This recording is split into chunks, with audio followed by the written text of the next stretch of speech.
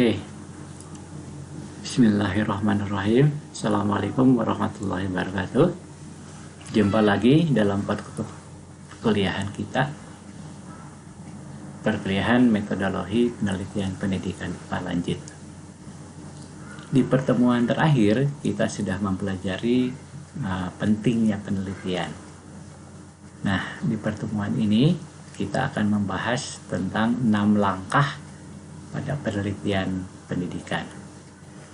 Ketika para peneliti melakukan penelitiannya, mereka itu melakukan melalui serangkaian langkah-langkah yang berbeda. Tapi langkah-langkah ini bisa kita identifikasi sebagai metode ilmiah. Nah, metode ilmiah ini menjadi dasar dalam penelitian pendidikan ya. Seorang peneliti paling tidak terlibat dalam 6 langkah penelitian pendidikan ini. Langkah-langkah ini yaitu yang pertama mengidentifikasi masalah penelitiannya, kemudian meninjau literatur ya, pustakanya, kajian teorinya. Kemudian langkah ketiga menentukan tujuan untuk penelitian tersebut.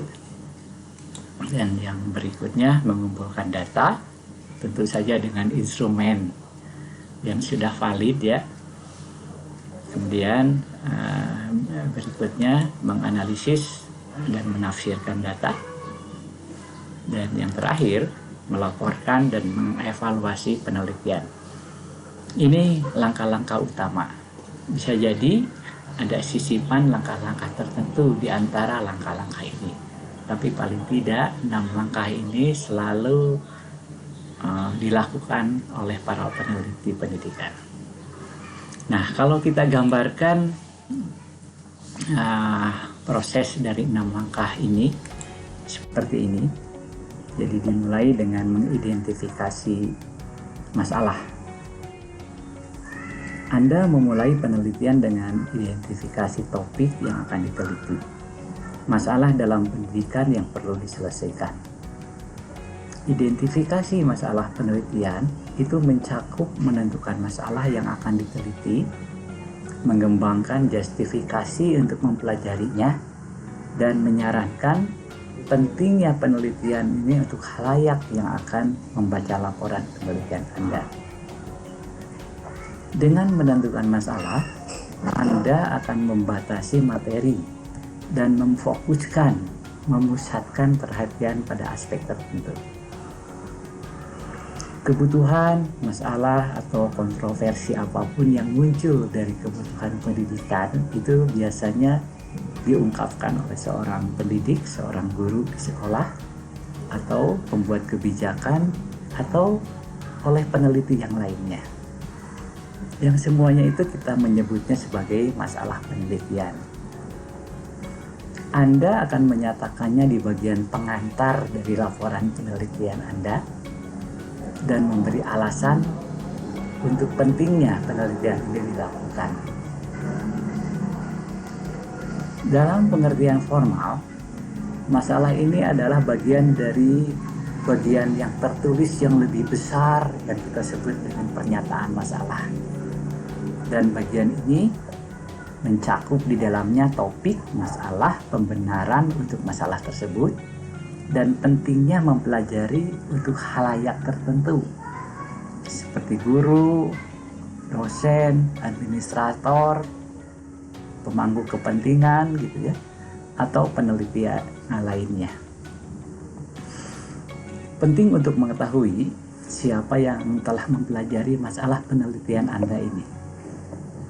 Anda mungkin khawatir bahwa Anda akan memulai dan melakukan penelitian hanya mereplikasi penelitian sebelumnya.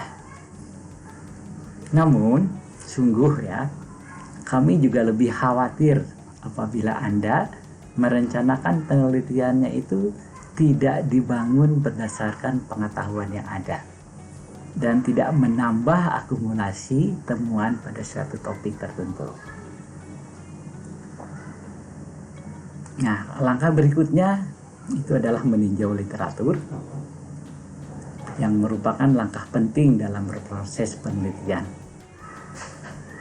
Meninjau literatur berarti menempatkan ringkasan dari suatu buku atau dari suatu chapter ya, dari jurnal atau publikasi yang diindeks pada suatu topik tertentu.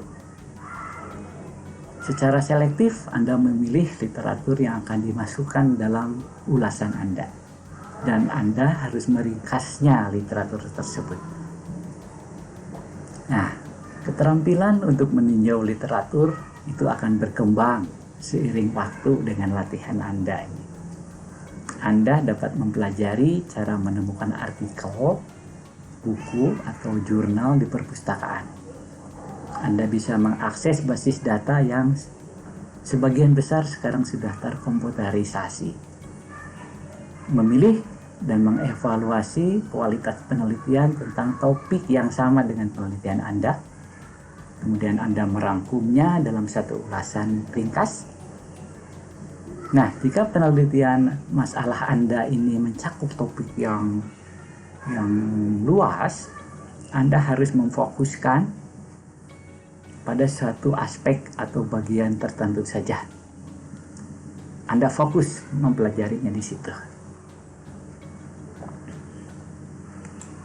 Langkah berikutnya adalah menentukan tujuan penelitian. Penyajian kembali masalah yang terfokus itu merupakan pernyataan tujuan penelitian. Pernyataan ini menyampaikan keseluruhan tujuan dan maksud penelitian Anda.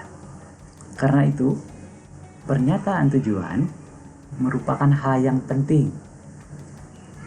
Hal ini akan memberikan gambaran secara keseluruhan tentang penelitian Anda, memberi sinyal tentang prosedur yang akan Anda gunakan untuk mengumpulkan datanya ya, dan sekaligus juga menunjukkan hasil yang Anda harapkan. Nah, tujuan penelitian terdiri dari mengidentifikasi maksud dan tujuan utama untuk penelitian Anda dan mempersempitnya menjadi pertanyaan atau hipotesis. Pernyataan tujuan itu berisi fokus utama penelitian.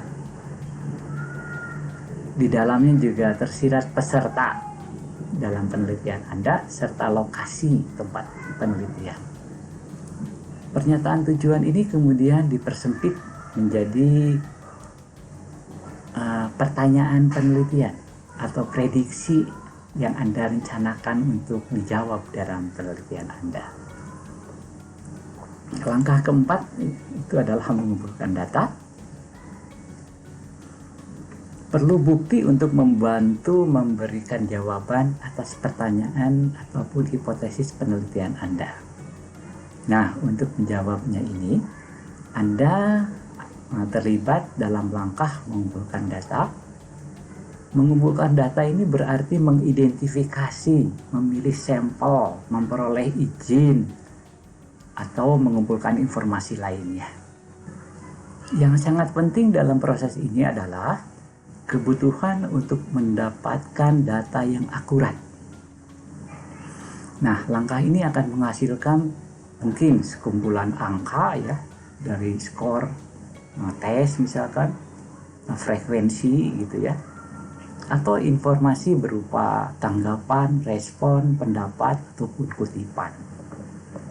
Nah, setelah Anda mengidentifikasinya, Anda menulis bagian metode atau prosedur penelitian. Nah, bagian ini memaparkan diskusi teknis yang rinci tentang mekanisme dan administrasi pengumpulan data.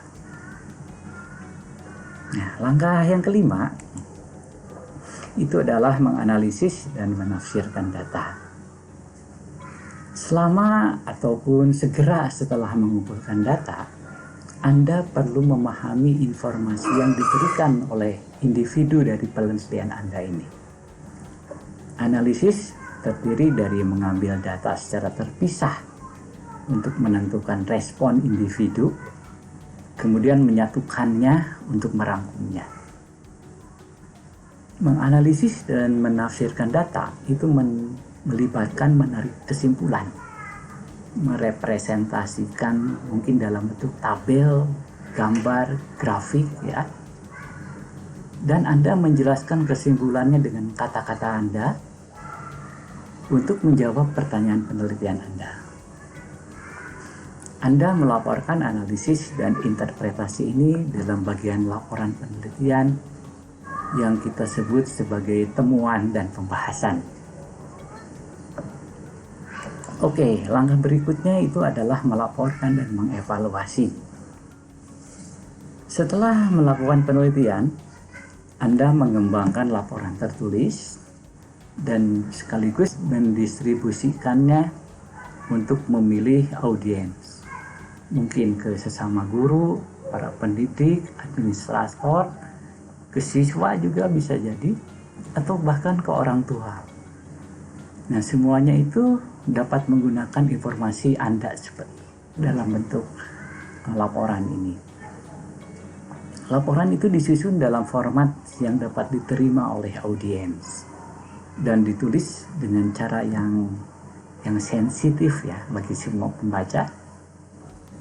Nah, audiens penelitian ini memang bervariasi, mulai dari peneliti akademik ya yang berkontribusi dan membaca artikel jurnal, atau satu komite di sekolah ataupun komisi yang meninjau skripsi, tesis ataupun disertasi gitu.